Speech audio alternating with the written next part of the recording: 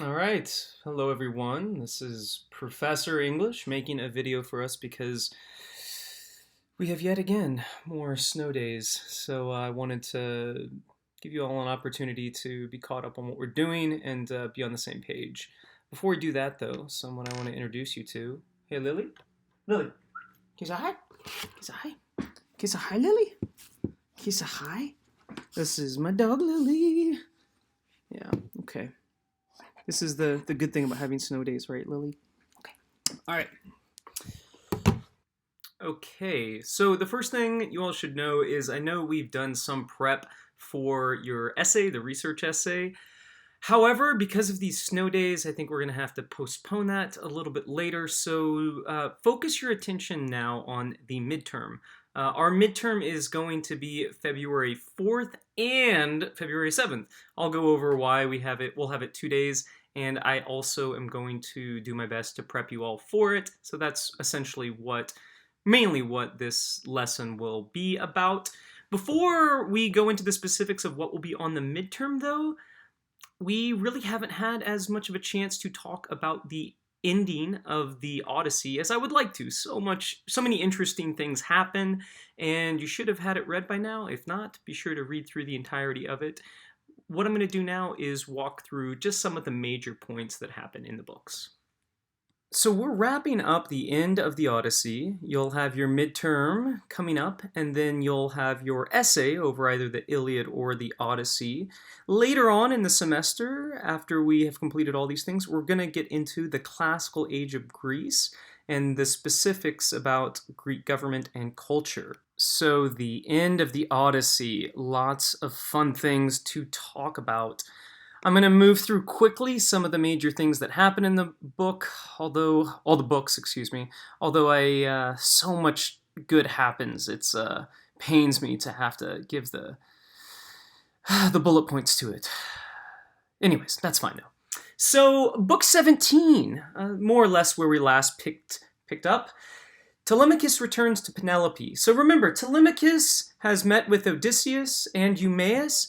He decides to return home to Penelope, although it is a big danger to him. Remember, these suitors are ready to attack him, potentially even kill him. They've had plans for it. Odysseus is disguised as a beggar. So imagine this. Odysseus is returning home to his house that he hasn't been to in 20 years. And what does he see along the way? Well, it's essentially like these suitors are just having this long, giant, boisterous frat party of sorts where there's drink and there's obnoxious behavior and yeah, it's just really bad. Imagine that. You've been gone 20 years and that's what you return home to. He's disguised as a beggar. And how is he treated during this time? Very, very poorly. We hear about the encounter where he meets Melanthius. Melanthius is not one of the suitors, but he's a subordinate to one of the suitors. And Melanthius hits him, right?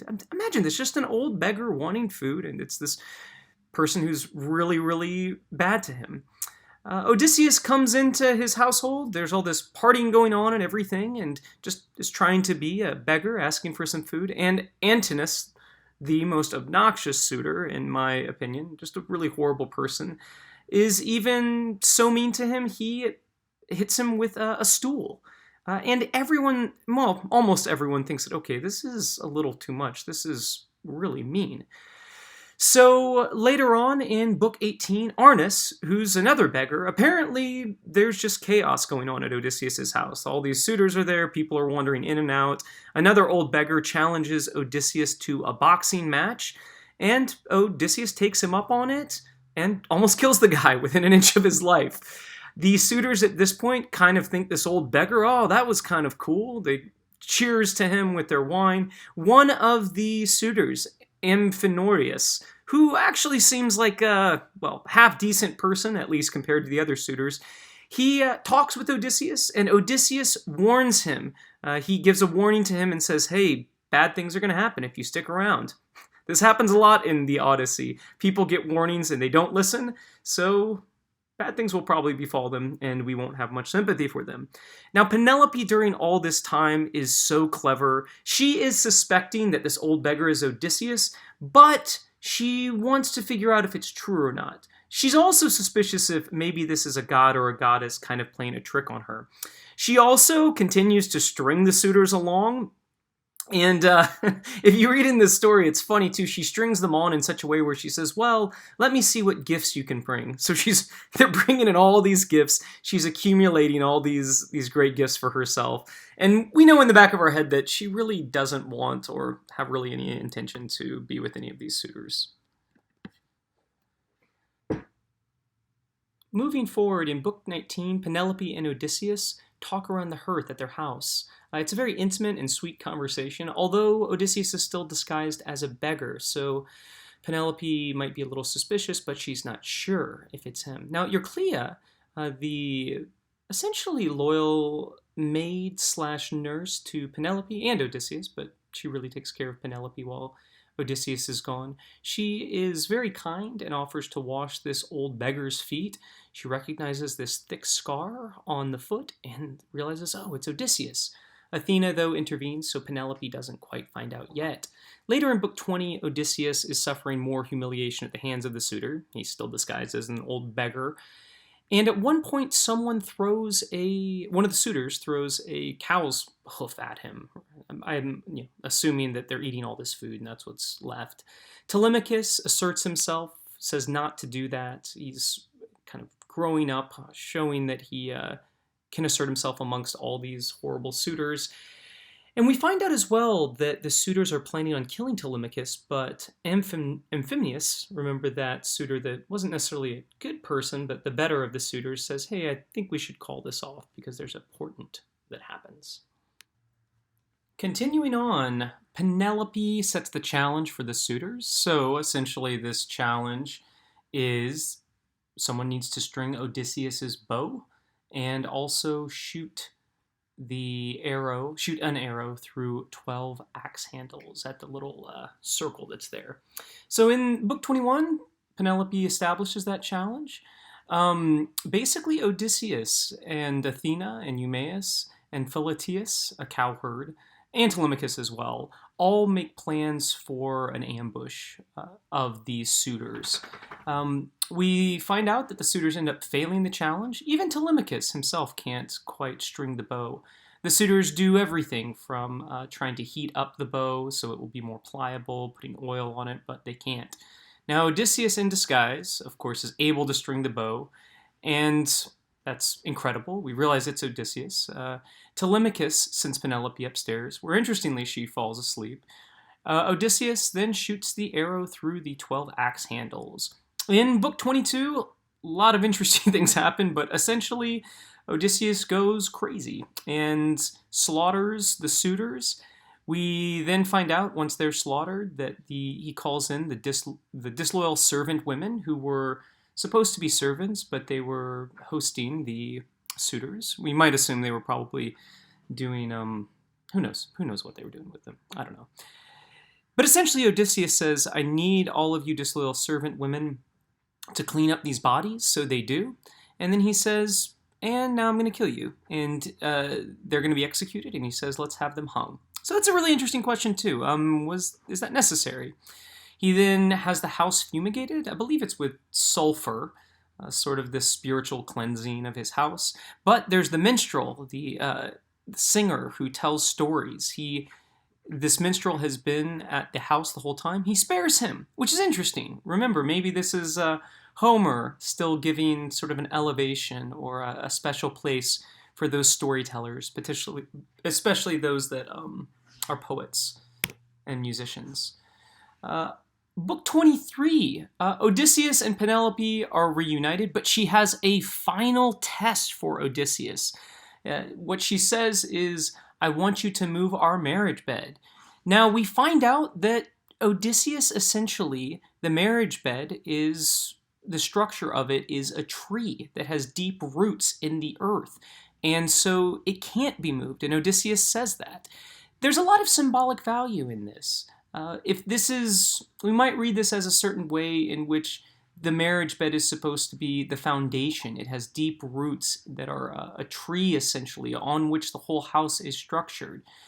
Now, worry still abounds, though, for Odysseus and Penelope and all of and Telemachus as well, because yeah, they killed all these suitors, but remember, these suitors are all noble, generally young noblemen from all around Ithaca. So what about their families? Odysseus and his father Laertes are reunited as well. Now in book 24, they return we return to the underworld essentially because the suitors are coming there. Rumor, which is a god, also spreads word across Ithaca of what has happened. We think that Odysseus is going to be in big trouble because all the relatives of the suitors are coming to hurt him, but Athena intervenes and ends the slaughter. It's Deus ex machina, which is essentially a storytelling device in which things wrap up perfectly by having a god or some sort of intervention of some person. Some of the questions I would have liked for us to have gone through if we would have been in class, and I'll just pose them and kind of tell you some of my thoughts, are one, based on his treatment of the suitors in Book 22, is Odysseus any better than the Cyclops or Polyphemus? Is Odysseus justified in how he deals with the suitors? Make your case from your understanding of Greek culture. We could argue back and forth on this. It is really fascinating, though, that on the one hand, these suitors do very, very much violate hospitality or xenophilia, which we could have talked about, which is the what we can kind of see is the ultimate value in Greek culture. However, did Odysseus need to go so far in killing them? Especially as we learn that there's some of the suitors that aren't as bad as the others. There's degrees to which they're deplorable. Another thing as well is how about how he deals with the servant women? I mean, pretty cruel in a lot of ways. There's some people that would say that, hey, this was justified, that really in Greek culture, if you violate hospitality, this is your just comeuppance. On the other hand, remember I've said before that there's scenes in which Odysseus seems, and other characters, seem to really be emotionally scarred from what they've encountered in the Trojan War and Odysseus along his journey. So there are people that have read this as just a wild case of PTSD. What is the test Penelope gives to Odysseus to prove his identity? Why do you think she gives him this test? And remember that at this point he is no longer supernaturally disguised as a beggar. What is the symbolic value of this test? I think I explained that a bit just a little while ago when I was talking about the symbolic nature of their bed being built around a tree. In Book 24, aside from the suitors and the god Hermes, who do we meet in the underworld? What do they say and why is this important? This is a fun and interesting scene. We continually are hearing from the dead. We have a scene in this where Achilles and Agamemnon are arguing on who had the better death. They both had pretty silly deaths. Remember this. Achilles was killed with an arrow in the heel from Paris. And then Agamemnon was killed in the bathtub by his wife. We do have Agamemnon at this point, though, reflecting upon how Penelope was so much better and so much more faithful than his wife, which is very interesting. And with that, I think that covers things half decently, not as well as I would have liked us to, but we'll do with what we can. So that is an overview of the ending of the Odyssey, how everything unfolded. The most pressing thing for you to do right now, though, is concern yourself with our upcoming midterm, which will be a week from next Friday, or this Friday, depending upon when you're watching this. So it'll be March 4th, and it will also be March 7th. Now let me explain that. So essentially I've made your midterm, and while I was making it, I was a little concerned that there was an essay component at the end of the midterm, and I wasn't sure if people would have enough time to complete the whole thing. So just to be safe, I'm having sort of a written regular test part on Friday, then an essay component on that Monday. And you should have ample time to complete this, given those days. I'm also going to give you the prompt for the essay, so if you want to kind of plan ahead of time in your head, oh, this is kind of what I might write about. Also, you will eventually, in not too long, have a research essay over the Iliad or the Odyssey, which I've gone over a little bit. If you want to use this midterm, the essay component to it, to sort of work out what you might write about for that research essay, you can do that as well. I'm going to give you the prompt. Let's walk through the study guide.